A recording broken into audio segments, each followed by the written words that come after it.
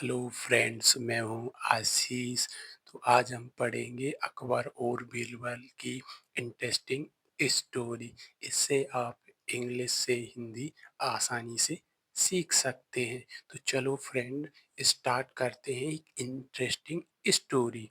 आज का जो टाइटल है, डिफ़िकल्टी कम्स। डिफ़िकल्टी को मीनिंग होता है कठिनाई, परेशानी या मुसीबत। कम्स को मीनिंग होता है आना।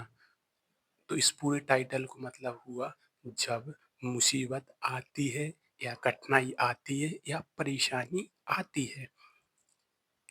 One day emperor Akbar said to the merchant of the town. One day को मतलब होता है एक दिन। एम्परर को मतलब होता है सम्राट। मर्चेंट्स को मतलब होता है व्यापारी। और टाउन को मतलब होता है शहर। शहर। वन डे एक दिन। Emperor Akbar said to the merchant, सम्राट अकबर व्यापारी से कहते हैं, ऑफ द टाउन, शहर के। तो इस पूरी सेंटेंस को मतलब यह हुआ, एक दिन सम्राट अकबर शहर के व्यापारी से कहते हैं, from today onwards you will serve as guards. Guards को मतलब होता है पहरेदार। टुडे को मतलब होता है आज। ऑनवर्ड्स मतलब होता है आगे। फ्रॉम मतलब होता है से। तो इन तीनों को मतलब हुआ आज से आगे। यू विल सर्व, तुम सेवा दोगे, एज गार्ड्स, पहरेदार के रूप में। तो इस पूरे सेंटेंस को मतलब हुआ आज से तुम पहरेदार के रूप में सेवा दोगे। The scared merchants went to Birbal with their problems. Problems को मतलब होता है समस्या या परेशानी। मर्चेंट्स को मतलब होता है व्यापारी। स्कैर्ड को मतलब होता है भयभीत, डरा हुआ। दी स्कैर्ड मर्चेंट्स, डरा हुआ व्यापारी, बेन टू बीरबल, बीरबल के पास गया, विथ देयर प्रॉब्लम, अपनी समस्याओं के साथ। तो डरा हुआ व्यापारी बीरबल के पास गया अपनी समस्याओं के साथ।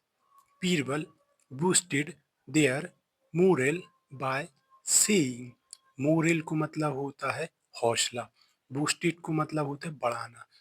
Birbal boosted their morale, Birbal ने उनका हौसला बढ़ाया। वाई सेइंग, कहते हुए। तो इस पूरे सेंटेंस को मतलब ये हुआ, बीरबल ने उनका हौसला बढ़ाया कहते हुए। You all go around the town and turbans on your feet and pyjamas tied on your heads, calling out loudly. तो लाउडली को मतलब होता है जोर जोर से। कॉल्ड आउट को मतलब होता है कहना और बोलना। टर्बिन्स को मतलब होता है पगड़ी। और अराउंड को मतलब होता है आसपास। टाउन को मतलब होता है शहर। और हेड को मतलब होता है सिर। You all go, you all को मतलब होता है तुम सभी। गो को मतलब होता है जाना। अराउंड मतलब होता है आसपास। तो तुम सभी आसपास जाओ। दी टाउन मतलब शहर के। विथ टर्बिन्स, पगड़ी के साथ। ऑन योर फीट, तुम्हारे पैरों पर। ऑन मतलब होता है पर। तो तुम्हारे पैरों पर पगड़ी के साथ मतलब होता है। तो इतना अगर आप मीनिंग देख रहे हो तो ये मतलब बतला रहा है कि जो तुम्हारी पगड़ी है वो पैरों पर हो। एंड पजामास टाइड, टाइड को मतलब होता है बंधा होना। ऑन योर हेड्स, जो पजामा है वो तुम्हारे सिर पर टाइड हो मतलब बंधा हुआ हो। कॉलिंग आउट लाउडली, कॉलिंग मतलब होता है कहते हुए। लाउडली मतलब होता है जोर जोर से। तो इस पूरी सेंटेंस को मतलब ये हुआ, तुम सभी शहर के आसपास जाओ, तुम्हारे पैरों में जो पगड़ी है वो बंधी हुई हो। एंड और पजामास हैं जो वो तुम्हारे सिर पर टाइड हो और चिल्लाते हुए जोर जोर से जाओ। तो इस पूरी सेंटेंस को मतलब ये हुआ, now difficulty has come on us. Difficulties मतलब होता है परेशानी या मुसीबत, नाउ को मतलब होता है अब।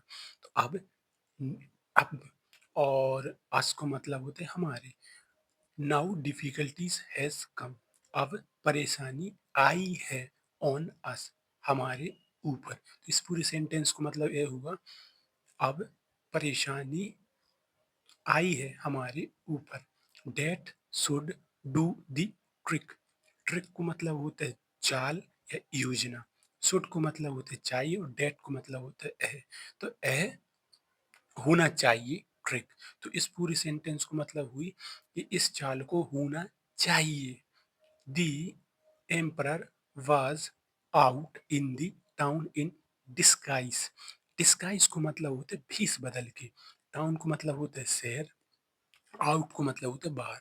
द एम्परर वाज आउट, तो सम्राट बाहर थे, इन दी टाउन शहर में, इन डिस्गाइज भेष बदल के।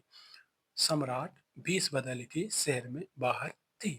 Looking at the plight of the merchants the emperor laughed and said. Looking को मतलब होता है देखकर, लाफ्ट को मतलब होता है हंसी, मर्चेंट्स को मतलब व्यापारी, और प्लाइट को मतलब होता है दुर्दशा। लुकिंग एट द प्लाइट, दुर्दशा देखकर, ऑफ द मर्चेंट्स व्यापारियों की। द एम्परर लाफ्ड, सम्राट हंसे, एंड सेड कहा। तो इस पूरी सेंटेंस को अगर मतलब देखें अपन, सम्राट हंसे व्यापारियों की दुर्दशा देखकर, एंड एंड को मतलब और, सैड मतलब कहा और कहा। What is all this. What को मतलब होता है क्या, दिस को मतलब है, ऑल को मतलब होता है सब। तो इस पूरे सेंटेंस को मतलब ये हुआ, यह सब क्या है। How can pyjamas serves as turbans and turbans as shoes. How को मतलब होते हैं कैसे, पजामास मतलब होता है, पजामास होते हैं जो कि अपन नीचे पहनते हैं। टर्बिन्स को मतलब होते हैं पगड़ी, शूज को मतलब होते हैं जूते। तो हाउ कैन पजामास सर्व, सर्व मतलब होता है पहनना, एज टर्बिन्स, तो पजामास पगड़ी के रूप में कैसे पहन सकते हैं, एंड टर्बिन्स एज शूज, पगड़ी जूतों के रूप में। तो इस पूरी सेंटेंस को मतलब यह हुआ, कैसे पजामास पगड़ी के रूप में पहन सकते हैं और पगड़ी जूतों के रूप में।